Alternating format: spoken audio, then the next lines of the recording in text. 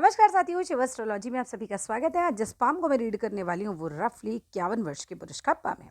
अगर आप में से भी कोई भी पर्सनली अपना हाथ दिखाना चाहे, अपने हाथ का वीडियो बनवाना चाहे, तो मेरे नंबर 8588821529 पे कांटेक्ट कर सकते हैं। कांटेक्ट केवल और केवल व्हाट्सएप मैसेज से करना होता है। तो चलो विदाउट डिले इनके वीडियो को स्टार्ट करते हैं। अब देखो, जैसा हम देख पा रहे हैं, सबसे पहले तो ये क्लियर कट स्क्वायरिश पाम है। ठीक है, और भी तस्वीरों में एक बार देख लेते हैं इनकी पाम को। ये बिल्कुल ये एकदम स्क्वायरिश पाम है इनका। चलिए इस तस्वीर से बात करेंगे आगे। ये देखिए, ये जो होता है ये स्क्वायरिश पाम होती है। ठीक है, जो लोग सीखने की दृष्टि से देख रहे हैं वो ध्यान से समझ लें इस चीज़ को भी। अब स्क्वायरिश पाम है। अब यहाँ पे भी देखो, ये देखो, उल्टे हाथ को भी देखे तो ये भी कंप्लीट स्क्वायरिश ही पाम है।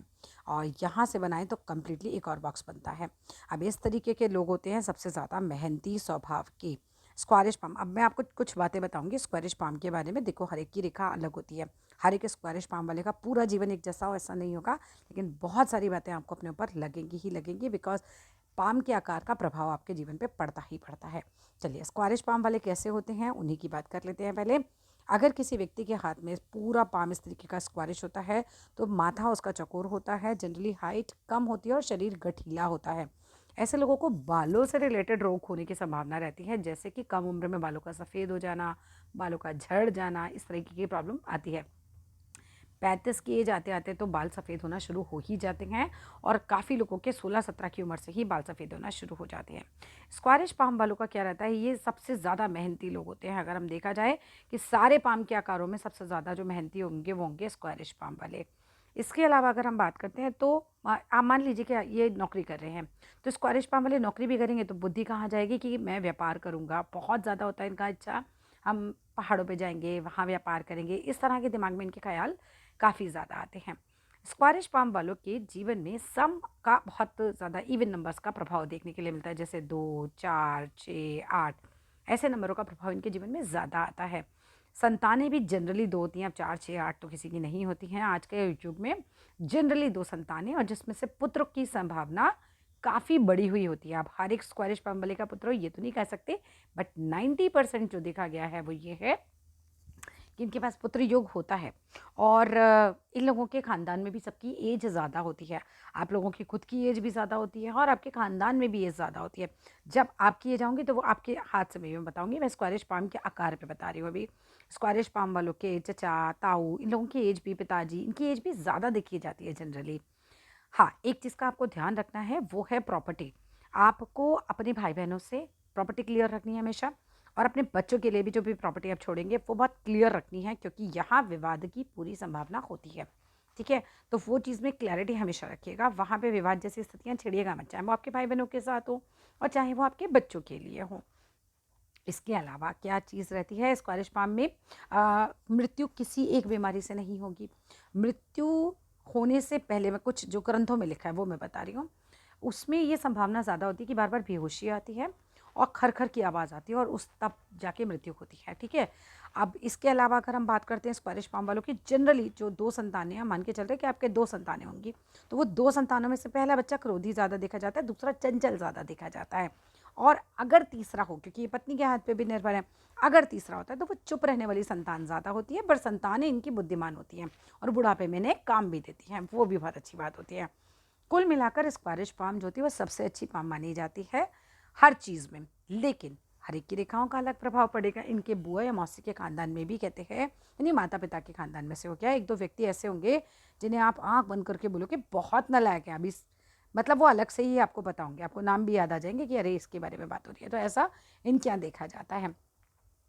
और दूसरा चीज़ रहती है कि स्क्वायरिश पाम वाले जो होते हैं वो कभी ज़ोर से बोल बोल के लड़ेंगे नहीं। मतलब इनकी ये खूबी होती है, आपने देखा होगा जो लंबे पाम वाले हैं उनकी तो लड़ाई हो सकती है, तो वो तो बोल के लड़ लेंगे। आप लोगों का क्या है, शांत स्वभाव होता है, और ऐसा स्वभाव होगा कि सामने वाला आपको 10 बातें बोलेगा, आप एक लाइन में एक बात बोलोगे, बात खत्म। आपको ज़्यादा ज़ोर से बोल बोल के लड़ते हुए जनरली नहीं देखा जाता। स्क्वायरिश पाम वाले लड़ते नहीं, लड़ाका तो होते नहीं, शांत स्वभाव होता है। सेवा भावी भी बहुत स्वभाव होता है, हेल्पिंग नेचर होता है लोगों का, लोगों के प्रति इवन जो घर का है ना, कुटुंब को लेकर चलना इनको बहुत ज़्यादा होता है। ये अपने अपने बारे में सोचें, ऐसा तो ये बिल्कुल भी नहीं होते। तो यहाँ तक हम बात कर रहे थे स्क्वायरिश पाम की। अब मैं आऊँगी सीधा आपके हाथ के आकार पर। अच्छा, एक और बात है, खानदान में किसी न किसी की दूसरी शादी का योग भी होता है इनके यहाँ। तो आपके घर में भी किसी न किसी की दूसरी 2 शादियाँ हों, वो योग भी आपके हाथ में रहता है। चलिए अब आ जाते हैं सीधा आपके हाथ की तरफ।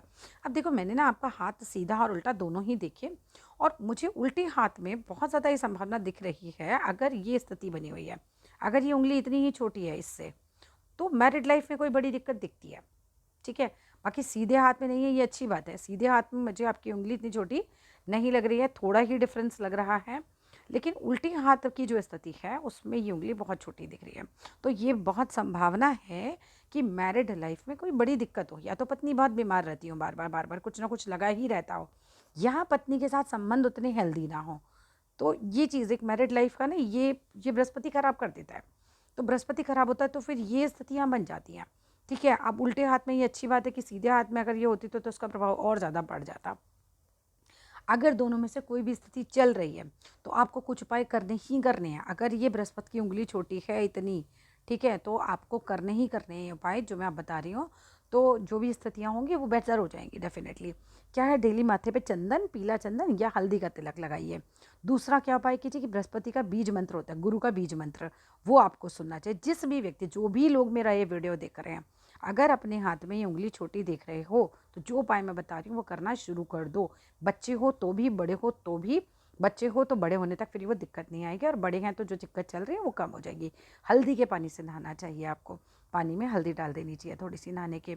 और बृहस्पतिवार के दिन गाय को पीली रोटी खिलानी चाहिए जिसमें भीगी चने की दाल और गुड़ का टुकड़ा रखा हुआ हो।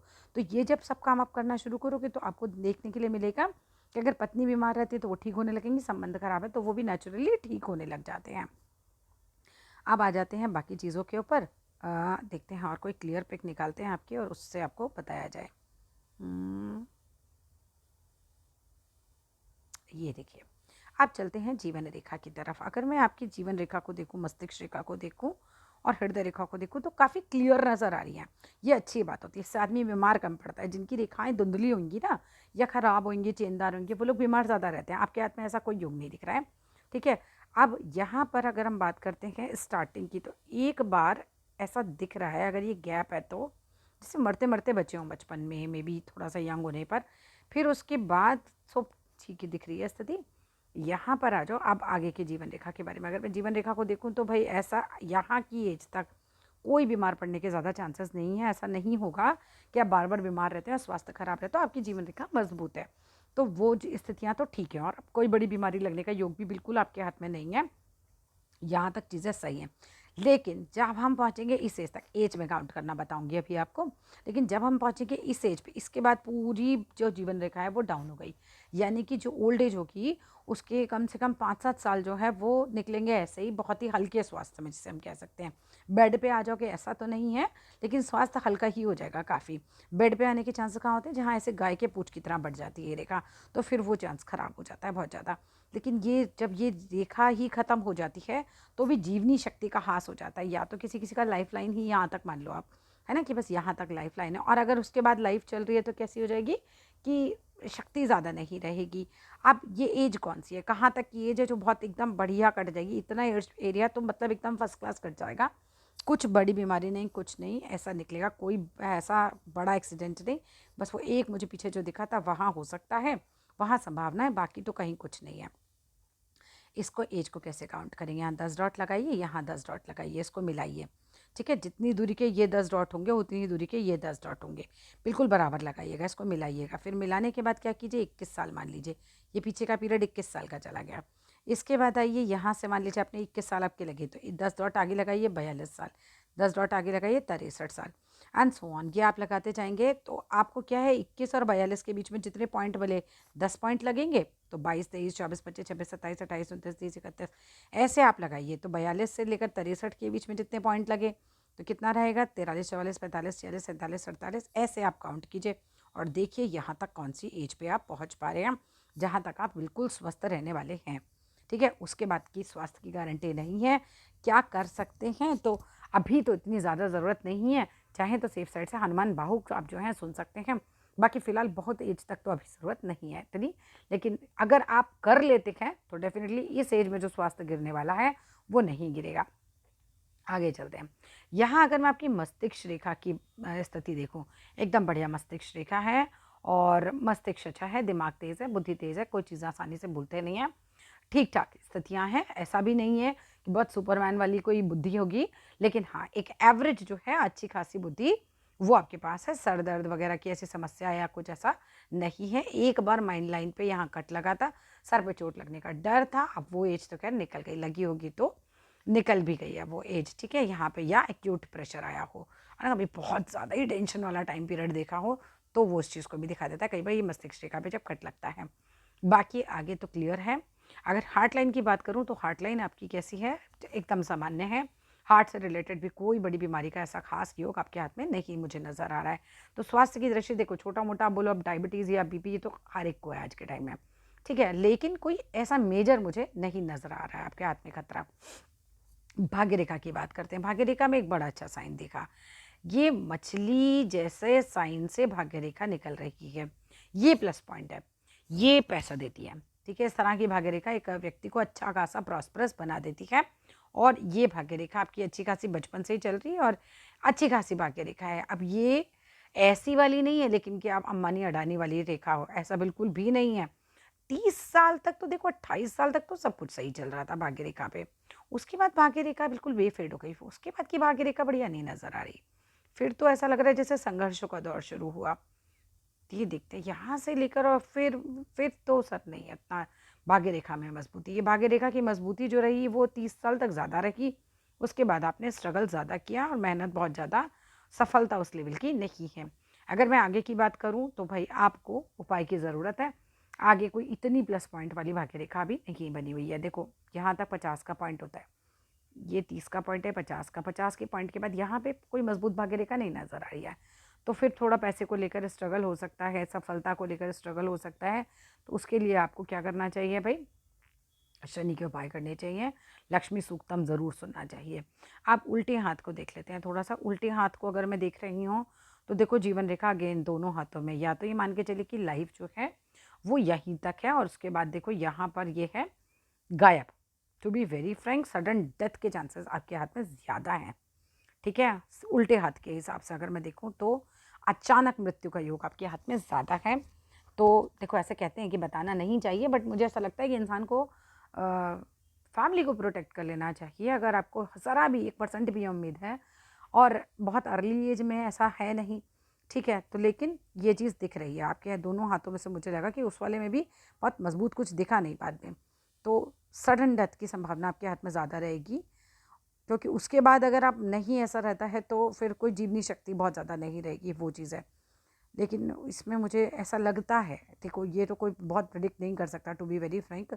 जीवन मृत्यु किसी के भी अपने हाथ में नहीं ऐसे कह सकते, लेकिन जो दिख रहा है वो ये दिख रहा है कि जहाँ तक जीवित हैं वहाँ तक तो सब बहुत बढ़िया है और फिर ये अचानक ये रेखा रुकी है, ठीक है ना? चलिए आगे आ जाते हैं। अगर मैं बात करती हूँ इस वाले हाथ की भाग्य रेखा की भी, तो ये वाली भाग्य रेखा देखो यहाँ 28 साल तक सही चली। 28-29 के बाद कुछ ऐसा रहा कि ये रेखा मजबूती नहीं पकड़ पाई बिल्कुल भी। 28वें साल 27 से 30 के बीचों में तो बहुत डिस्टर्ब रहे आप, उसके बाद भी कुछ डिस्टर्बेंस रहा। फिर उसके बाद संघर्ष ज़्यादा किया है, सफलता कम संघर्ष ज़्यादा, परेशान ज़्यादा रहे आप, ऐसा लग रहा है। और अभी तक भी वही स्थिति है, कुछ ऐसी बहुत इम्प्रूव्ड तो कुछ नहीं नज़र आ रहा है। लक्ष्मी सूक्तम आपको करना है, चींटियों को आटा चीनी ज़रूर खिलाइएगा। अब मैं सूर्य रेखा की बात करूँ तो टूटी फूटी है। ये देखो ये है ना, ये अगेन बहुत सफलता जो वह जैसी होनी चाहिए उस हिसाब की सूर्य रेखा नहीं है। आदित्य हृदय स्त्रोत किया कीजिए।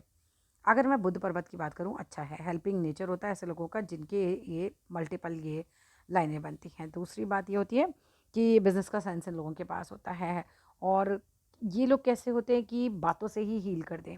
कोई परेशानी में आए तो आप ऐसे बातें करेंगे उससे कि वो बंदा सुकून में आ जाए, उस तरह की इनकी नेचर होती है। धार्मिकता भी देते हैं और कुल मिलाकर तो ये खैर काफ़ी अच्छा साइन होता है। ओल्ड एज में एक से ज़्यादा स्रोत से पैसा भी आता है। मंगल ग्रह को देखा जाए, अच्छा खासा मजबूत मंगल ग्रह है, तो एनर्जी अच्छी खासी रहती है ऐसे व्यक्तियों के पास। देखो एक माइनस पॉइंट जो मुझे ज़्यादा दिखा है वही जीवन रेखा को लेकर ही है, तो वो थोड़ा सा है और जो उस चीज़ में हम ज़्यादा बहुत कुछ कर नहीं सकते, ठीक है? इस वाले हाथ को भी रीचेक कर लेते हैं एक बार। देखो सीधे हाथ में एक संभावना जीवन की है ज़्यादा, ठीक है, सीधे हाथ में आप देखो, ये देखो यहाँ से हल्की-हल्की रेखा दिख रही है। लेकिन इस एज के बाद स्वास्थ्य मजबूत नहीं रहेगा, ये बात पक्की है। ठीक है, सडन डेथ ही हो वो सर्टेनिटी नहीं होती है, क्योंकि आपके सीधे हाथ में रेखा है हल्की-हल्की। लेकिन जो उल्टा हाथ है उसमें तो रुकी है, लेकिन सीधे हाथ में हमारे पास एक पॉजिटिविटी है कि हमें ये रेखा थोड़ी-थोड़ी नज़र आ रही है। आपको हनुमान भावुक कर लेना चाहिए, कर लीजिए आप अपने लिए ना हनुमान भावुक चलाया कीजिए आप अपने घर में। चलिए, अब ओवरऑल जो मुझे बताना था वो मैंने आपको बता दिया, चंद्र वगैरह अच्छा है आपका। और अब जो आप पूछना चाहें वो पूछिएगा। जैसा आपका सूर्य का फिंगर थोड़ा बड़ा है, तो ऐसे लोग शेयर मार्केट में पैसा लगाने से ज़्यादा डरते नहीं हैं, लगा ही देते हैं, वो चीज़ भी है। That's all in this video. आप जो पूछना चाहें आप पूछ सकते हैं। और अगर आप लोगों में से कोई भी पर्सनली अपना हाथ दिखाना चाहे तो मेरे नंबर 8588821529 पे कांटेक्ट कर सकते हैं। कांटेक्ट केवल व्हाट्सएप से करना है। Thank you.